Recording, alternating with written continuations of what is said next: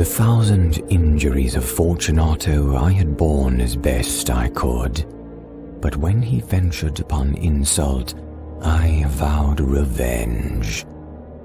You who know so well the nature of my soul will not suppose, however, that I gave utterance to a threat. At length I would be avenged. This was a point definitely settled, but the very definitiveness with which it was resolved precluded the idea of risk. I must not only punish, but punish with impunity. A wrong is unredressed when retribution overtakes its redresser. It is equally unredressed when the avenger fails to make himself felt as such to him who has done the wrong.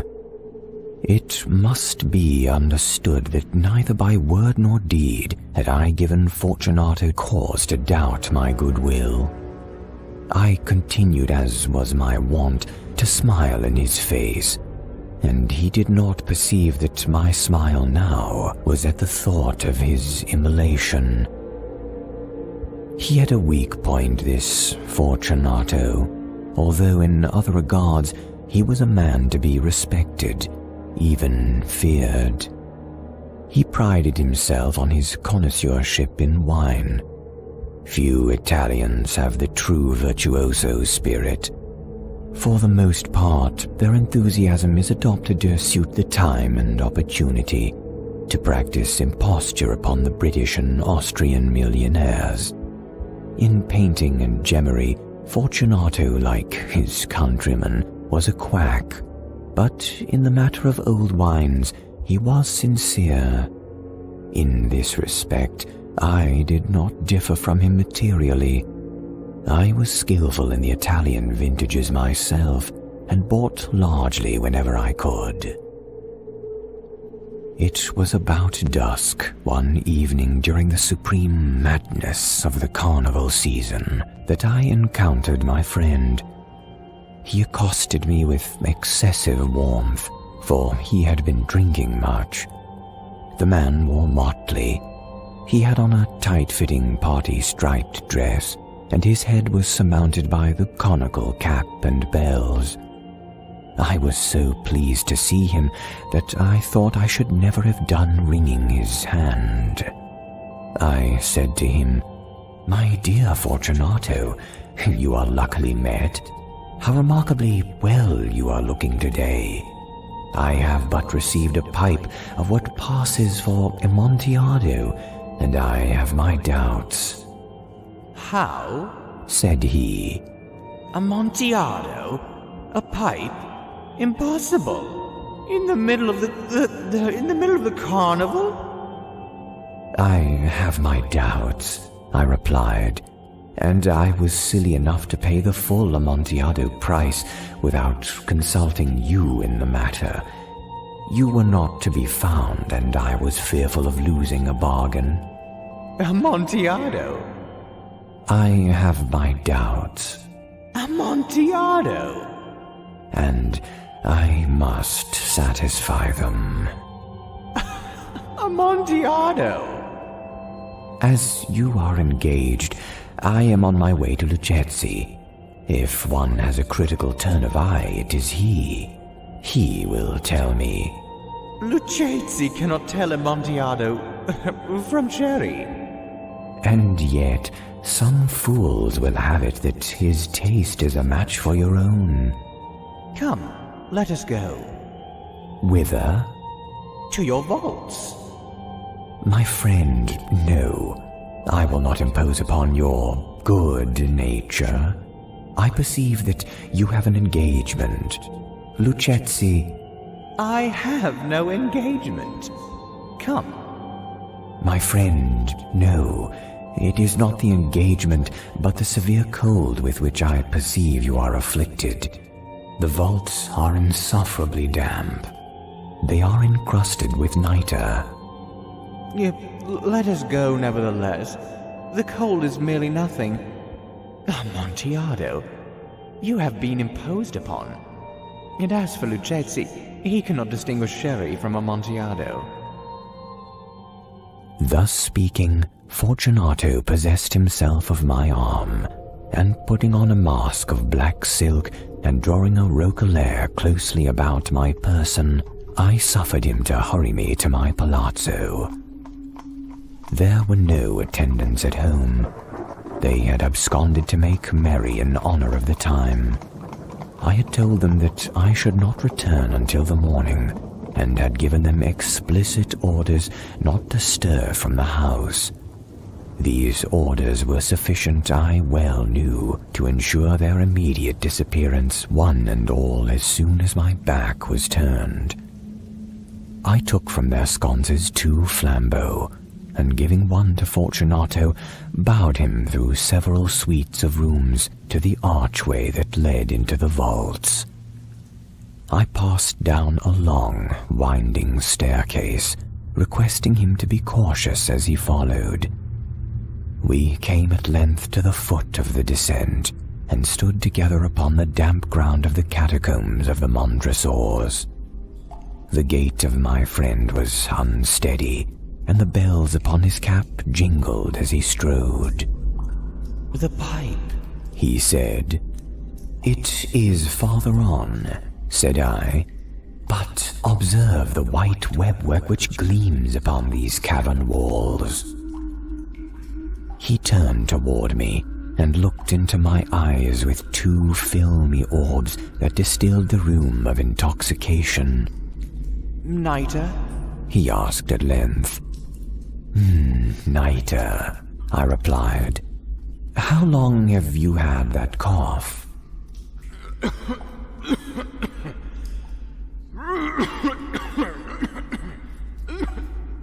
My poor friend found it impossible to reply for many minutes.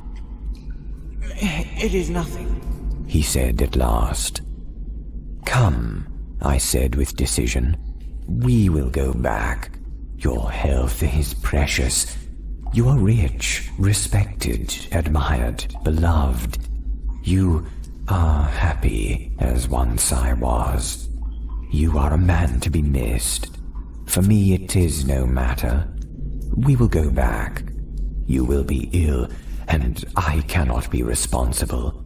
Besides, there is Lucchesi." "Enough," he said. "The cough is a mere nothing. It will not kill me. I shall not die of a cough."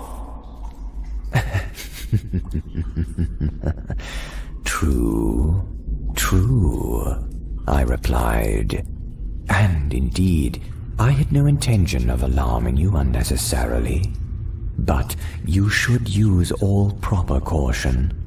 A draught of this Medoc will defend us from the damps. Here I knocked off the neck of a bottle which I drew from a long row of its fellows that lay upon the mould. "Drink," I said, presenting him the wine. He raised it to his lips with a leer. He paused and nodded to me familiarly while his bells jingled. "I drink," he said, "to the buried that repose around us." "And I to your long life." He again took my arm, and we proceeded.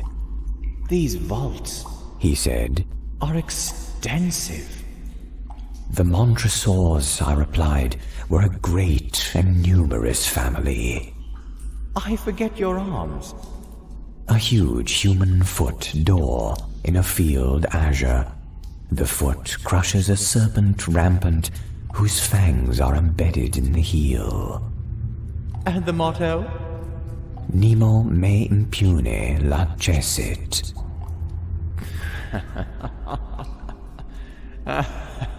"Good," he said. The wine sparkled in his eyes, and the bells jingled. My own fancy grew warm with the Medoc.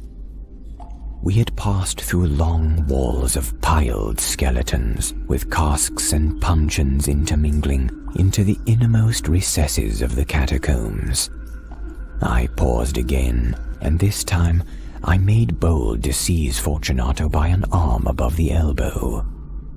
"The Niter," I said. See, it increases. It hangs like moss upon the vaults. We are below the river's bed.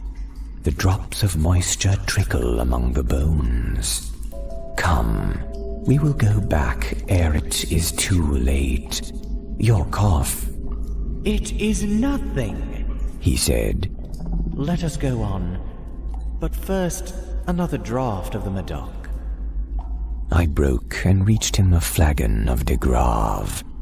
He emptied it at a breath. His eyes flashed with a fierce light. He laughed and threw the bottle upwards with a gesticulation I did not understand. I looked at him in surprise. He repeated the movement, a grotesque one. You do not comprehend? He said. Not I replied. Then you are not of the Brotherhood. How? You are not of the Masons. Yes, I said. Yes. You? Impossible! A Mason! A Mason, I replied. A sign, he said. A sign! It is this, I answered, producing from beneath the folds of my roquelaire a trowel. You jest, he exclaimed, recoiling a few paces. But let us proceed to the Amontillado. Be it so, I said, replacing the tool beneath my cloak and again offering him my arm. He leaned upon it heavily. We continued our route in search of the Amontillado. We passed through a range of low arches, descended, passed on, and descending again, arrived at a deep crypt, in which the foulness of the air caused our flambeau rather to glow than flame. At the most remote end of the crypt there appeared another, less spacious. Its walls had been lined with human remains, piled to the vault overhead, in the fashion of the great catacombs of Paris. 3 sides of this interior crypt were still ornamented in this manner. From the 4th side the bones had been thrown down and lay promiscuously upon the earth, forming at one point a mound of some size. Within the wall thus exposed by the displacing of bones, we perceived a still interior crypt or recess, in depth about 4 feet, in width 3, in height 6 or 7. It seemed to have been constructed for no especial use within itself, but formed merely the interval between 2 of the colossal supports of the roof of the catacombs, and was backed by one of their circumscribing walls of solid granite. It was in vain that Fortunato, uplifting his dull torch, endeavored to pry into the depth of the recess. Its termination the feeble light did not enable us to see. Proceed, I said. Herein is the Amontillado. As for Lucchesi... He is an ignoramus, interrupted my friend as he stepped unsteadily forward, while I followed immediately at his heels. In an instant he had reached the extremity of the niche, and finding his progress arrested by the rock, stood stupidly bewildered. A moment more, and I had him fettered to the granite. In its surface were 2 iron staples, distant from each other about 2 feet horizontally. From one of these depended a short chain, from the other a padlock. Throwing the links about his waist, it was but the work of a few seconds to secure it. He was too much astounded to resist. Withdrawing the key, I stepped back from the recess. "Pass your hand," I said, "over the wall. You cannot help feeling the nitre. Indeed, it is very damp. Once more, let me implore you to return." "No? Then I must positively leave you. But I must first render you all the little attentions in my power." The Amontillado! Exclaimed my friend, yet not recovered from his astonishment. "True," I replied, "the Amontillado." As I said these words, I busied myself among the pile of bones of which I have before spoken. Throwing them aside, I soon uncovered a quantity of building stone and mortar. With these materials, and with the aid of my trowel, I began vigorously to wall up the entrance of the niche. I had scarcely laid the first tier of masonry when I discovered that the intoxication of Fortunato had in a great measure worn off. The earliest indication I had of this was a low moaning cry from the depth of the recess. It was not the cry of a drunken man. There was then a long and obstinate silence. I laid the second tier, and the third, and the fourth, and then I heard the furious vibrations of the chain. The noise lasted for several minutes, during which, that I might hearken to it with the more satisfaction, I ceased my labors and sat down upon the bones. When at last the clanking subsided, I resumed my trowel and finished without interruption the 5th, the 6th, and the 7th tier. The wall was now nearly upon a level with my breast. I again paused, and holding the flambeau over the mason work, I threw a few feeble rays upon the figure within. A succession of loud, shrill screams, bursting suddenly from the throat of the chained victim, seemed to thrust me violently back. For a brief moment I hesitated. I trembled. Unsheathing my rapier, I began to grope with it about the recess, but the thought of an instant reassured me. I placed my hand upon the solid fabric of the catacombs and felt satisfied. I reapproached the wall. I replied to the yells of him who clamored. I re-echoed, I aided, I surpassed them in volume and strength. I did this, and the clamor grew still.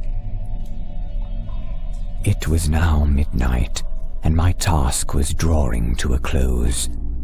I had completed the 8th, the 9th, and the 10th tier. I had finished a portion of the last and the 11th. There remained but a single stone to be fitted and plastered in. I struggled with its weight. I placed it partially in its destined position. But now there came from out the niche a low laugh that erected the hairs upon my head. It was succeeded by a sad voice, which I had difficulty in recognizing as that of the noble Fortunato. The voice said,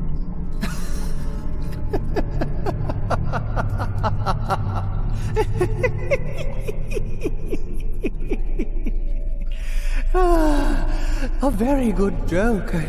A very good joke indeed. An excellent jest. We will have many a rich laugh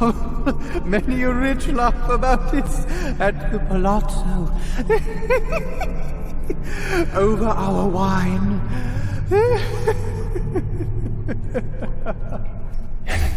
"The Amontillado," I said. Yes. The Amontillado. But is it not getting late? Yes. Will they not be awaiting us at the palazzo? The Lady Fortunato and the rest? Let us be gone. "Yes," I said. "Let us be gone." For the love of God, Montressor! "Yes," I said. "For the love of God." But to these words I hearkened in vain for a reply. I grew impatient. I called aloud, "Fortunato!"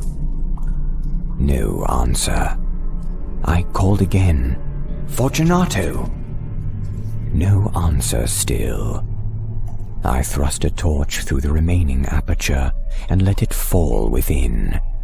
There came forth in return only a jingling of the bells. My heart grew sick. It was the dampness of the catacombs that made it so. I hastened to make an end of my labor. I forced the last stone into its position. I plastered it up. Against the new masonry, I re-erected the old rampart of bones. For the half of a century, no mortal has disturbed them.